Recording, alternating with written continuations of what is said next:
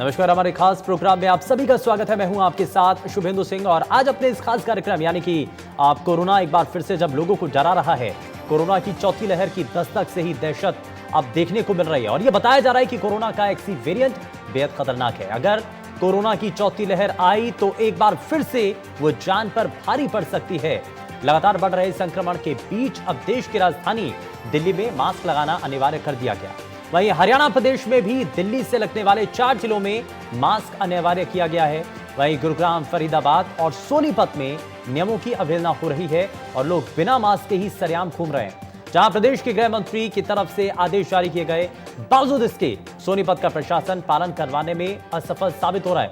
सोनीपत, झज्जर जैसे कई जिलों में कोरोना के मामले अब एक बार फिर से आना शुरू हो चुके हैं और चौथी लहर की आहट में इस बार भी सबसे ज्यादा खतरा बच्चों और उम्रदराज लोगों को बना हुआ है, क्योंकि 18+ को वैक्सीन लगाने का अभियान जोरों पर है, लेकिन बच्चों को अभी वैक्सीन नहीं लग पाई है।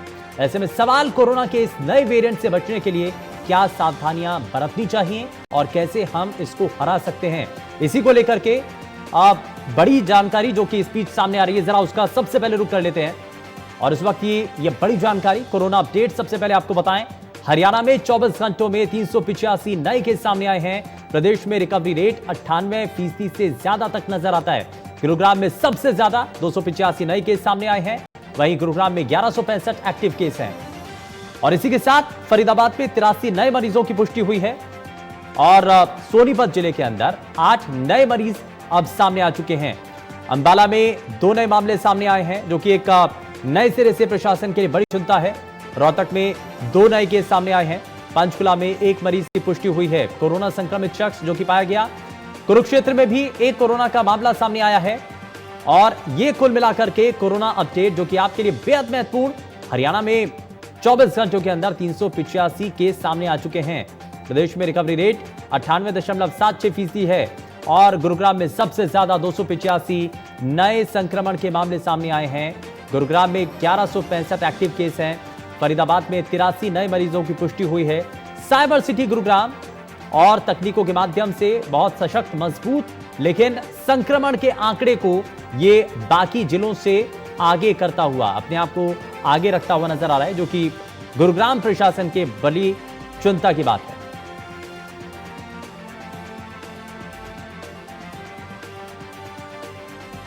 और हमारे साथ इस बीच खास मेहमान कार्यक्रम में जुड़ चुके हैं गायनेकोलॉजिस्ट डॉक्टर पारुल बेदी हमारे साथ कार्यक्रम में हैं। डॉक्टर पारुल, बहुत स्वागत है आपका कार्यक्रम में। लेकिन बढ़ते संक्रमण के बीच में अब हमें बचाव क्या करना चाहिए? हमें बचाव के कौन से वो रास्ते हैं जो कि हमें अपनाने चाहिए? अभी तक जो हिदायतें हम देखते आ रहे थे, जिन नियमों को हम पालन करते आ रहे थे, क्या उन नियमों के साथ साथ कुछ और नए नियम इसमें जोड़ दिए जाएं ताकि हम नए जो वेरिएंट आ रहे हैं, एक्सी वेरिएंट और तमाम जो अन्य जो खतरा नजर आ रहा है कोरोना का, उससे हम कैसे बच पाएं? जरा सबसे पहले दर्शकों को बताइए डॉक्टर पारुल। धन्यवाद मुझे इस शो पे बुलाने के लिए। पहले तो देखिए, पहले 3 चीजें हैं जो हम पहले भी करते आ रहे थे और अभी भी यही 3 चीजें हैं जो हमें करनी चाहिए ताकि हम कोरोना से बच सकें। सबसे पहले है सैनिटाइज, दूसरा है मास्क लगाना, तीसरा है अपना सोशल डिस्टेंसिंग मेंटेन करना, जो कि बहुत जरूरी है। हम क्या करते हैं, लाइनों में लगते हैं और एक के बाद एक सब एक ही बारी में चिपकते चले जाते हैं, एक के बाद एक। तो जरूरी है कि एक जन खड़े हों और उसके पीछे डिस्टेंस बना के ही दूसरे जने खड़े हों। This is very important, specially pregnant लोगों के लिए, जो प्रेगनेंसी पेशेंट्स हैं, उनके लिए मास्क लगाना भी उनको मुश्किल लगता है, क्योंकि कई बार उनको सांस की दिक्कत पहले से होती है, गर्मी लग रही होती है, आजकल गर्मी का भी मौसम है। तो जरूरी है कि सब लोग मास्क लगाएं। और अभी क्या है, पतले कपड़े वाले मास्क नहीं, N95 मास्क ज्यादा इंपॉर्टेंट है लगाने, बिकॉज आप नहीं जानते हैं कि आपके साथ वाले लोग को इन्फेक्शन है कि नहीं।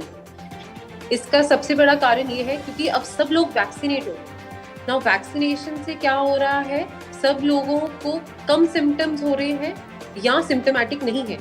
लेकिन जो वैक्सीन, अगर मैं वैक्सीनेटेड हूँ और मुझे सिम्टम नहीं है, मेरे साथ वाले को मुझसे कोरोना हो गया और वो वैक्सीनेटेड नहीं है, तो उनको कैसे सिम्टम्स आएंगे ये आप नहीं बता सकते। हो सकता है माइल्ड हो सकता है सिवियर हो। डॉक्टर तो पारुल, इसके लेकिन इसमें अलावा जो एक हम एक बड़ी चीज addition- आपने बताई है मास्क को लेकर के, क्योंकि बचाव का एक बड़ा उपाय के तौर पर और मास्क के जरिए ही जो संक्रमण है उसको हम रोक पाते हैं। लेकिन मास्क पहनने के लिए आप कह रहे हैं, क्योंकि अब हमने देखा है कि आजकल मैचिंग मास्क शुरू हो गए हैं, कपड़े के मास्क, जिसको अब फैशन ट्रेंड के तौर पर हमने देख लिया है। शादी में जा रहे हैं, पार्टी में जा रहे हैं, कहीं घर से बाहर भी जा रहे हैं, तो हम ट्रेंडिंग मास्क या फिर मैचिंग वाला जो मास्क है उसका इस्तेमाल करते हैं। अब वो कितना सही है, कितना गलत है? डबल मास्क का एक बीच में थ्योरी बहुत निकली थी, लोग एक मास्क के ऊपर दूसरा मास्क लगा लेते थे, वो कितना कामयाब है? जरा मास्क को लेकर के थोड़ा जो लोगों के बीच में कंफ्यूजन है, या फिर कह लीजिए कि अभी सही क्या है, गलत क्या है, इसको थोड़ा सा क्लियर कीजिए।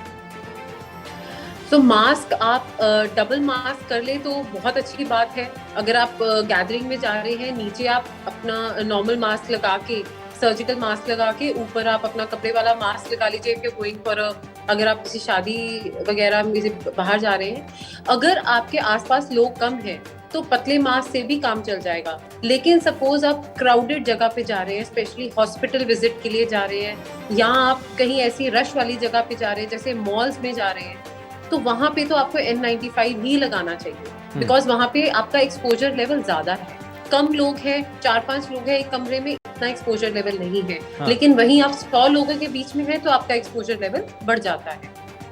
ठीक है, यानी कि मास्क लगाना बड़ा ज़रूरी है, लेकिन मास्क बिल्कुल। कैसे लगाएं, कौन सा लगाएं? क्योंकि आप अक्सर ही कहा जा रहा है, आपने जैसा कहा कि N95 मास्क बहुत ज़्यादा ज़रूरी है, लेकिन कई बार एक्सपर्ट्स के द्वारा ये भी कहा जाता है कि जो सर्जिकल हैं या जो काम करने वाले लोग हैं, या फिर कह लीजिए कि जो एक्सपर्ट या डॉक्टर्स जो हैं, उन लोगों के लिए N95 मास्क, क्योंकि वो लगातार 24 घंटे मरीजों के बीच में रहते हैं, तो इसलिए उनके लिए तो N95 मास्क ठीक है। लेकिन बाकी जो लोग हैं, अगर वो सर्जिकल मास्क भी लगा लेते हैं या फिर वो नॉर्मल मास्क का भी इस्तेमाल करते हैं, तो वो भी काम चल तो सकता है। अगर गैदरिंग आपकी कम है, मैं वही कह रही हूँ, अगर आपकी गैदरिंग कम है, आप कम रश में जा रहे हैं, तो आप फिर भी आप सोच सकते हैं कि सर्जिकल डबल मास्क लगा लीजिए। हाँ, double mask, not a single mask, double mask लगा के जाइए। लेकिन अगर आप एक बड़ी गैदरिंग में जा रहे हैं, जैसे कि मॉल में जा रहे हैं, हॉस्पिटल में जा रहे हैं, ऐसी कोई जगह में जहाँ पे रश ज्यादा है, तो ठीक है। वहां पे आपको N95 ही लगाना चाहिए। यानी कि जहां पर खतरा ज्यादा है वहां पर आपको सावधानी भी बिल्कुल। ज्यादा बरतनी होगी, तभी आप कोरोना के संक्रमण से बच पाएंगे। लेकिन इस बीच हमारे साथ एक और खास मेहमान कार्यक्रम में जुड़ चुके हैं, कार्डियोलॉजिस्ट डॉक्टर विवेक हमारे साथ कार्यक्रम में। डॉक्टर विवेक, बहुत स्वागत है आपका कार्यक्रम में।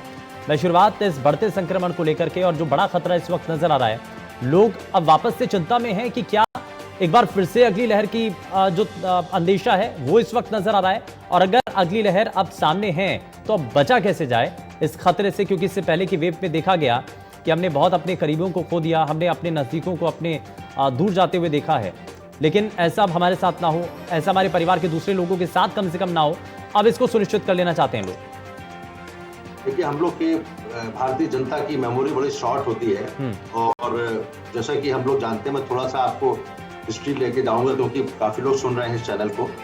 तो हम लोग ने मार्च 24 को आदरणीय प्रधानमंत्री जी ने लॉकडाउन किया 2020 में, और उसके पहले फरवरी में आदरणीय president of America Donald Trump आए थे यहाँ पर।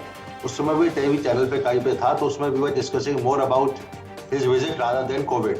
उसके एक महीने बाद ही 24 फरवरी और 24 मार्च को इतनी, यहाँ तक कि एंडेमिक हुआ, फिर पैंडेमिक घोषित किया WHO ने, तो इतनी दिक्कत हो गई। और इटली में, अमेरिका में केसेस बढ़ रहे थे उस समय। America was not that much affected, but Italy and other part of the Europe was affected. तो 24 मार्च को आदरणीय प्रधानमंत्री जी ने 2020 में लॉकडाउन लगा दिया। वेव 1 थी उस समय जो वायरस थे अल्फा बीटा थे, बाद में नामकरण तो बाद में हुए हैं। और हम लोग को लगा कि जब इटली में इतनी मृत्यु हो रही है तो हमको भारत को बचाना चाहिए, तो ऐसी कंडीशन में लॉकडाउन लगाया गया। मार्च के बाद अप्रैल, मई, जून, जुलाई, अगस्त, उस समय तक काफ़ी लोगों की डेथ भी हुई, और काफ़ी हमारे पेशेंट्स, खास करके अपोलो हॉस्पिटल दिल्ली में, तो हम लोगों ने शुरू से कोविड बना दिया था, और कुछ पेशेंट्स को बचा पाए, कुछ को नहीं बचा पाए। लेकिन that was not that disasters as the wave 2। अगस्त के बाद सितंबर, अक्टूबर, नवंबर, दिसंबर 2020 आया, दिवाली भी मनी, नया साल भी मना, और हम लोग के इलेक्शंस की 4 फेज हुए मार्च अप्रैल में। उसके बाद सडनली वेव 2 जो आई, वो डेल्टा वायरस बाद में पता लगा, which was much more dangerous. देखिए, 2 बातें होती है, एक तो होता है कॉन्टेजियसटी, दूसरी होता है कि क्षति कितना कर सकती है। तो वो that was not only infectious but very dangerous, और कई लोगों की डेथ हुई। 4 लाख पर डे के केसेस आ रहे, तो 4,000 के आसपास डेथ्स हुई है अप्रैल, मई, जून। आई एम टॉकिंग ऑफ 2021, पिछले साल के। अब इस समय ऑलमोस्ट 1 महीना हो चुका है। हमारे एक बड़े निजी personal relations doctor, he was admitted at the same time and we finally lost him. तो अप्रैल का समय आ गया, 2022 में आ गए हैं। उसकी जब वेव 2 खत्म हुई तो ओमिक्रॉन वेव 3 की बात आई। जब IIT दिल्ली ने उस समय कहा था कि wave 3 will be very bad, and NITI Aayog में डॉक्टर पॉल ने भी कहा था कि ऐसा हो सकता है 14 लाख केसेस पर डे आए। लेकिन वैक्सीनेशन शुरू हो गया जनवरी 2021 में। 16 जनवरी 2021 को पहला वैक्सीनेशन आदरणीय प्रधानमंत्री जी ने ही उसको इनॉग्रेट किया था। जब वैक्सीनेशन आया, शुरू में हम लोग ने कोवैक्सीन, उसके बाद पहले कोविशील्ड, फिर कोवैक्सीन, फिर स्पुतनिक। तो हमारे अब देश में क्या है, वेव 2 और वेव 1 में फर्क। वेव 1 में there was no vaccine, wave 2 में initial phases of vaccine was going on, लेकिन वो डेल्टा वायरस इतना ज्यादा क्षति पहुंचाया कि काफी मृत्यु हुई है हमारे भारत देश में। और यही वायरस बाद में इंग्लैंड में पहुंचा, तो इसको तो वेरिएंट ऑफ इंडियन ओरिजिन तक बोला गया था, तो सबसे पहले भारत में हुआ था। अब हमको इस समय ओमिक्रॉन के बाद, इसके बाद डेल्टा क्रॉन की बात हो रही है। इस समय चिंता क्या है? चिंता ये है कि जो हमने मार्च, अप्रैल, मई, अभी हमने फरवरी में इलेक्शन हुए सारे, मार्च में वो उत्तर प्रदेश, खास करके उत्तराखंड 5 चुनाव में, उसके बाद number of cases were steadily coming down. ठीक है, कि भारत सरकार ने मास्क को मैंडेट भी खत्म कर दिया। कई स्टेट में मैंडेट था, जो 500 रुपए का चालान था वो भी खत्म हो गया। We were doing very well. हमारे हार्ट के पेशेंट्स, एंजियोप्लास्टी करता हूं बोलो में, बढ़ने लगे। अब लोग बिना डर के, यहाँ तक कि जो अस्पताल में हम लोग जो कोविड टेस्ट कराते थे बिफोर हॉस्पिटलाइजेशन, वो भी खत्म हो गया। इस समय बिना कोविड टेस्ट कराए कर रहे हैं। चिंता भी है कि जब केसेस, अभी पॉजिटिविटी रेट बढ़ी है खास करके दिल्ली में और शंघाई में, जैसे कि चाइना में टोटल लॉकडाउन है। New variant has come which is not, we don't know कि whether it is so bad as Delta or not। और साथ साथ जो वेरिएंट है, it is equally infectious as Delta और Omicron, we don't know। अब चक्कर ये है कि क्या मैंडेट वापस आ गया? मैंडेट वापस भी आ गया। देखिए, आप देख रहे हो टेलीविजन पे भी, अखबार में भी, क्या मास्क का मैंडेट वापस आ गया।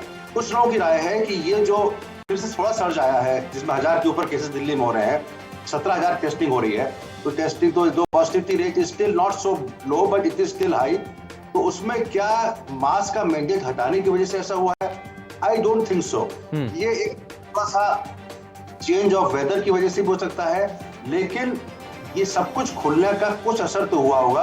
अब हमको बचाव क्या करना है? देखिए, इस समय ये सिचुएशन है कि पहले तो सिंगल डोज अलाउ हुई, 60 से 65 वाली हुई, वैक्सीनेशन की बात कर रहा हूं मैं।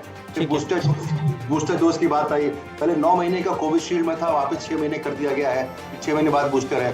तो if you put booster dose to everybody in time, तो शायद हम उस घातक स्थिति डेल्टा वाले में नहीं पहुंचेंगे। ठीक है, यानी कि हमें बूस्टर डोज लगवाना बड़ा जरूरी है, हमें सावधानी बरतनी जरूरी है, हमें मास्क पहनना, उसका सही इस्तेमाल करना बड़ा जरूरी है। सार्वजनिक जगहों पर जाएं तो वापस से क्या अब सरकारों को थोड़ी सी और सख्ताई कर देने की जरूरत है? डॉक्टर पारुल बेदी, हमने देखा कि हम बढ़ते संक्रमण को रोकने के लिए हमारी स्ट्रैटेजी हमारी सरकार के स्तर पर अलग अलग रहती है। इसमें इससे पहले तक ये भी किया गया था, कई जगहों पर पाबंदी थी, कई जगहों पर रिस्ट्रिक्शन इतना ज़्यादा कर दिया गया था कि आपको टाइम लिमिट कर दी गई थी। क्या वापस से लोगों की जान बचाने के लिए अब वैसी ही चीज़ें करनी पड़ सकती हैं या कर देनी चाहिए आपकी नज़र में, बतौर एक एक्सपर्ट? देखिए, मेरे हिसाब से corona is here to stay. अभी थोड़ी देर और चलेगा, 1 साल, 2 साल, 3 साल। तो हमें एक आदत बना लेनी चाहिए इस डिजीज के साथ रहने की।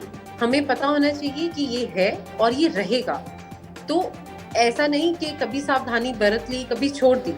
हम सबको पैन इंडिया ये आदत बनानी पड़ेगी कि अपने हैंड सैनिटाइज करें, अपना मास्क लगाएं और सोशल डिस्टेंसिंग मेंटेन करें। और वैक्सीनेशन बहुत जरूरी है, ताकि सिवियरिटी ऑफ जो हमारा जो डिजीज की सिवियरिटी है वो कम हो जाए। तो ये एक जो सरकार ने पाबंदियां पहले लगाई थी, और जो हम शॉप्स में और आपस में ऑफिसेज में सोशल डिस्टेंस मेंटेन करते थे, मास्क लगाते थे, हैंड सैनिटाइज करते थे, कहीं भी आने जाने से पहले, हर एक चीज छूने से पहले, हर एक चीज छूने के बाद, तो ये एक आदत बनानी पड़ेगी। सरकार को भी थोड़ी सख्ती बरतनी पड़ेगी सिमिलर मैनर में, सेम तरीके से। और हम लोगों को भी एक आदत बनानी पड़ेगी, जैसे कि कहीं भी किचन में जाने से पहले हाथ धोते हैं, तो अब ये समझ लीजिए हर जगह से जाने से पहले या निकलने के बाद हैंड सैनिटाइज, मास्क लगाना और सोशल डिस्टेंस मेंटेन करना, ये एक आदत होनी चाहिए हमारे अंदर। तभी हम इस डिजीज से बच पाएंगे और ये डिजीज चला जाएगा, इसी तरीके से जाएगा। ठीक है डॉक्टर विवेक, अब हमने वैक्सीनेशन को लेकर के बात की है, लेकिन छोटे बच्चे जो कि अभी इस वैक्सीनेशन से थोड़ा सा अभी वंचित रह गए हैं। अब स्कूल भी खुल चुके हैं, ऑनलाइन क्लासेस जो है बंद करके अब ऑफलाइन मोड पर क्लासेस शुरू हो चुके हैं, बच्चे स्कूल में पहुंच रहे हैं। तो अब ऐसे में बड़ा खतरा भी है। वापस से जब हम ये कह रहे हैं कि कोरोना का खतरा लौट रहा है, वापस से केसेस बढ़ते हुए नजर आ रहे हैं, तो अभी बच्चों को लेकर के क्या स्थिति, अब कैसे हमें और ज्यादा ध्यान रखना है, खास करके पेरेंट्स जिनके बच्चे स्कूल जा रहे हैं, उनको क्या ध्यान रखना चाहिए? देखिए, वैक्सीनेशन शुरुआत तो हो गई है 5 से 11 वाली, लेकिन अभी इतना उत्साह भी नहीं हमको लगता है, क्योंकि जिस हिसाब से पूरी तरह से अनलॉकडाउन हो जाता है तो लोग भी थोड़ा रिलैक्स हो जाते हैं। बच्चों के लिए चिंता का विषय है, क्योंकि बच्चे are not only themselves they will get infected but they are carriers. वो स्कूल से आए और दूसरे को लेके आए, और माता पिता अगर साथ रह रहे हैं और माता पिता 50 साल से ऊपर हैं या किसी के नाना नानी या दादा दादी रह रहे हैं, तो they can be infected and which can be dangerous. तो मेरी राय तो ये है कि इट्स टू अर्ली टू से कि स्कूल में क्या स्कूल बंद करके हम लोग वर्चुअल पे वापस आ जाए। अगर केसेस फिर से बढ़ते हैं और 2000 के आसपास केसेस आ जाते हैं दिल्ली में पर डे, तो मेरे ख्याल से समय होगा कि हम थोड़ा अर्ली स्कूल्स को बंद करें और वर्चुअल पे करके जैसे एग्जामिनेशन पहले मोड हो रहा था वेव 1 वेव 2 में वैसे करना चाहिए। मेरी ऐसे डॉक्टरी सलाह है, क्योंकि we don't want to get trap. पता लगा स्कूल की वजह से ही पूरे देश में नंबर ऑफ केसेस बढ़ गए। और कुछ देखिए, डेथ किसकी होती है, सीरियस इन्फेक्शन कब होता है जब आपकी इम्यूनिटी कम है। तो खास करके जो people who are older than 70 years, उनकी इम्यूनिटी वैसे भी कम हो जाती है, तो उसको इम्यूनिटी बढ़ाने के लिए तो हम लोग करना ही है। तो I think your pinpoint question was schools का क्या करना है। अगर केसेस और बढ़ते हैं and there positivity more than 5 आती है या 10 के आसपास पहुंच जाती है, तो we should really temporary hold the schools for few weeks and then see कैसे सेटल करेगा, उसके बाद करना चाहिए। वो भी तब हम, क्योंकि इससे पहले भी देख चुके हैं कि जरा सी देरी हो जाती है, हम ये कहते हैं, सोचते हैं, विचारते हैं, तब तक जो है कोरोना केसेस स्कूलों के अंदर बहुत तेजी के साथ बढ़ जाते हैं, और जब बहुत तेजी के साथ केस रिपोर्ट होने लगते हैं तब जाकर के एक्शन लिया जाता है, साहब आप बंद कर दीजिए। तो हमें पहले से प्रिवेंटिव एक्शन लेने की इस वक्त जरूरत है। बिल्कुल सही बात कही आपने। प्रिवेंशन इज ऑलवेज बेटर, क्योंकि हम लोग we are not only once bitten twice shy वाली बात है ना, दूध का जला छाछ भी खूब पीता है। वी हैव बीन थ्राइस बिटेन, और ट्वाइस बिटेन तो है ही है। 2 बार हम लोग बहुत बुरी तरह जले हैं, तो तीसरी बार जलने के लिए हम लोग कोशिश करनी चाहिए डिस्पाइट वैक्सीनेशन। तो होता क्या है कि हम लोग एंटीबॉडी टेस्ट नहीं कराते। हम लोग सोचते हैं कि कोविशील्ड या कोवैक्सीन का जो एंटीबॉडी टाइटर है वो 6 महीने तक चलता रहेगा, और कुछ इननेट इम्यूनिटी भी होती है। जो लोग इन्फेक्ट हो चुके हैं उनकी इम्यूनिटी काफी अच्छी होती है, लेकिन वो पूरी तरह सक्षम नहीं है उस रोकने के लिए। वो हमने डेल्टा में देख लिया। डेल्टा में तो कई लोग 2-2 बार इम्यूनाइज थे, उसके बाद भी उनकी डेथ तक हो गई है। यंग लोग जान चली गई 20 से 30 साल, 40 साल। और अभी जो पढ़ रहा हूँ मैं, अभी रिसेंटली जो डेटा आया है, जो 1000 पेशेंट्स है, उसमें कुछ हॉस्पिटलाइज्ड हैं और 2 डेथ भी हुई है, 2 लोगों की मृत्यु हुई है दिल्ली में, डेटा बता रहे हैं। तो उनमें लंग की जो एचआर हम लोग करते हैं ना, सीटी स्कैन करते थे, सीटी स्कोर करते थे, सब लोग भूल रहे होंगे, सबको सीटी स्कोर अब पता लगता था कितना सीटी स्कोर हमारा है। सीटी स्कैन लंग की बात कर रहा हूँ, HRCT टेस्ट में। अभी भी जो नया वेरिएंट है उसमें लंग का इन्फेक्शन भी हो रहा है, ऑल्दो माइल्ड है। तो we have to be really very careful. अगर ये माइल्ड वाला कहीं ऐसा ना हो कि हम लोग की इम्यूनिटी डाउन हो गई और लोगों को, तो इम्यूनिटी बूस्टर्स तो जरूर खाने चाहिए सबको। मैं कहूँगा जितने भी यंग लोग हैं या सॉरी ओल्डर लोग हैं, उनको इम्यूनिटी बूस्टर्स खाने चाहिए।